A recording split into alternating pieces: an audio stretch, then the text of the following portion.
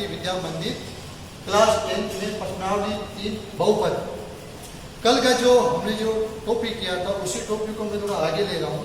कल हमने शून्य तथा गुणांकों के मध्य संबंध कैसे ज्ञात करते हैं उस प्रश्न को समझने के लिए हमने जो कल एग्जाम्पल जो हमने हल किया था उसी एग्जाम्पल को यहाँ मैं आपको वापस थोड़ा समय लेके बताऊंगा। जैसे हमारे सामने जैसे द्विघात समीकरण एक दिया हुआ है -2x-8, उस द्विघात समीकरण को हम अभाज्य गुणनखंड विधि के द्वारा हल करेंगे। अभाज्य गुणनखंड विधि के द्वारा हल करने के लिए पहले पद को तीसरे पद से हम गुणा करेंगे। उस पद को गुणा करने के बाद में उस पद के दो ऐसी संख्या लाएंगे जिसको गुणा करने पर वापस -8x² आ जाए और जोड़ने और घटाने पर -2 आ जाए। ठीक है, फिर उसी स्टेप को आगे बढ़ाते हुए यहाँ हमारे सामने जो 3 पद है उस 3 पद का हमने 4 पद कर लिए। पहले पद को है जैसा लिखेंगे, फिर दूसरे पद के स्थान पे जो हमने गुणनखंड किया है उस दोनों गुणनखंडों की संख्या को दूसरे पद के स्थान पे लिखेंगे। जैसे यहाँ -2x था तो -2x की जगह प्लस का 2x और -4x से हमने लिख दिया। अब तीसरा जो पद है उस तीसरा पद को जैसा हमने यहाँ पे उतार लिया। अब यहाँ हमारे सामने हमने यहाँ दो संख्याओं के ग्रुप बना लिए। अब जैसे x² + 2x, x² + 2x में से जो कॉमन आया वो हमने इस कोष्ठक के बाहर ले लिया और x + 2 आ गया हमारे कोष्ठक के अंदर। उसी प्रकार इन दोनों में जिस संख्या का भाग जा रहा है उसका हमने भाग दे दिया और यहाँ पे x + 2, ये भी x + 2, ये भी x + 2 कोष्ठक में समान संख्या आई है। तो इन दोनों समान संख्याओं में से केवल एक कोष्ठक वाली संख्या हम यहाँ पे लिखेंगे और जिनको हमने बाहर लिया, बाहर निकाला, उनको हम भी एक साथ में एक कोष्ठक में लिख लेंगे। अब इन दोनों ये जो हमारे सामने जो दो कोष्ठक आए हैं x + 2, x - 4, इनका हम वापिस इनका हमें 0 के साथ में तुलना करेंगे। जैसे यहाँ पे लिखा हुआ x + 2 = 0, x - 4 = 0। अब x का हमें मान ज्ञात करना है, x के दो शून्य निकालने हैं। तो x को एक पक्ष में रखेंगे और बाकी जो अचर राशि है उसको हम दूसरे पक्ष में लेके आएंगे। जब हम अचर राशि को एक पक्ष से दूसरे पक्ष में लाते हैं तो उसके जो साइन है वो चेंज हो जाते हैं। जैसे यहाँ हमने चेंज किया है x + 2 = 0, x = -2। ठीक है, ये जो +2 था ये -2 हो गया और यहाँ पे जो x - 4 = 0 है, ये जो -4 था यहाँ पे +4 हो गया। ये इस द्विघात समीकरण के दो शून्य हमें प्राप्त हो गए, जिसको हमने दो शून्य x का एक मान -2 आया, x का एक मान -4 आया, इसको हमने अल्फा और बीटा दे दिया। अब ये जो शून्य गए, अब अगला इसी टॉपिक को आगे बढ़ाते हुए हम करेंगे गुणांकों के मध्य संबंध।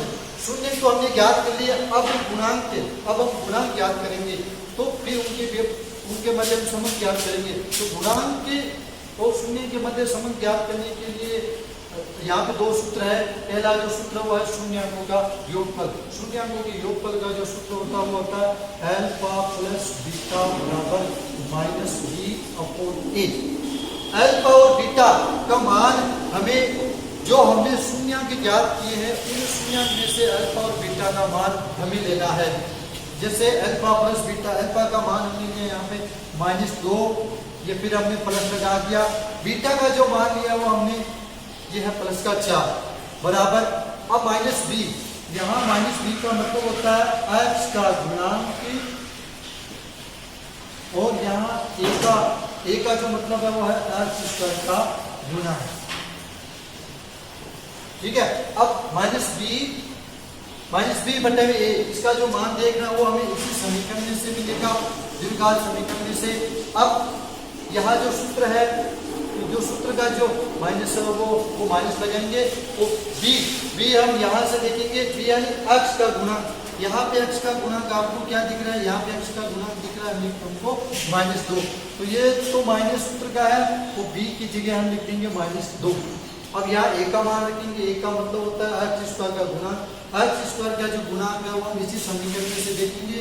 देखो x² का गुणांक यहाँ पे 1 है, यहाँ पे एक इसी के अंदर गुणा है, जहाँ पे कोई संख्या नहीं होती वहाँ पे एक होता है x स्क्वायर का गुणा, यहाँ पे एक है तो ये हमने एक का मान लिख दिया। अब जब हम इसको आगे हल करेंगे तो ये माइनस का 2 है, ये प्लस का 4 है, तो ये आ गया यहाँ पे प्लस का 2 और ये बराबर माइनस से फिर कोष्टक लगा, फिर माइनस से 2 है, तो कोष्टक के बाहर भी माइनस है, कोष्टक के अंदर भी माइनस है। जब हम कोष्टक हटाएंगे तो ये दोनों माइनस क्या हो जाएंगे, दोनों माइनस से ये गुणा हो जाएंगे, वो माइनस को जब हम गुणा करते हैं तो प्लस हो जाता है और यहाँ पे प्लस का 2।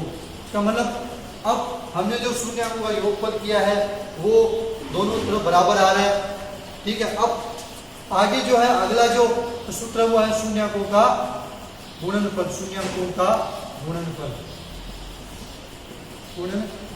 इसकी तरह ही योगफल की तरह ही हम इन दोनों पक्षों को बराबर करेंगे, शून्याङ्कों के गुणनफल। इसका जो सूत्र होता है वो होता है अल्फा बीटा बराबर सी अपॉन ए।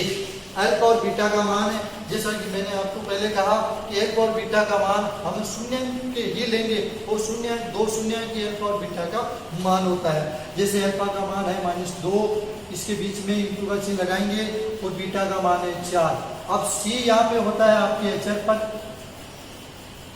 और ए आपके वही होता है जैसे x स्क्वायर का गुणा,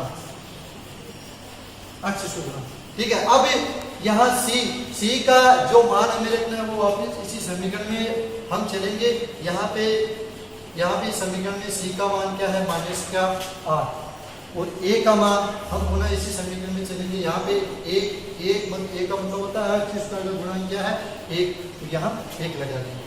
अब इन दोनों पक्षों को हम हल करेंगे, -2 को 4 से गुणा करेंगे तो -8 और इससे -8, इसका मतलब ये दोनों पक्ष के बराबर होंगे। अतः शून्याङ्कों का योगफल जो हमने हल किया इसमें भी दोनों पक्ष बराबर है और शून्याङ्कों के गुणनफल में जो हमने हल किया उसमें भी दोनों पक्ष बराबर है। इसका मतलब हमने जो ये क्वेश्चन किया, इस क्वेश्चन में से इस क्वेश्चन को सोल्व करने से हमने अतः शून्याङ्कों अंत में हमें लिखना है शून्याङ्कों तथा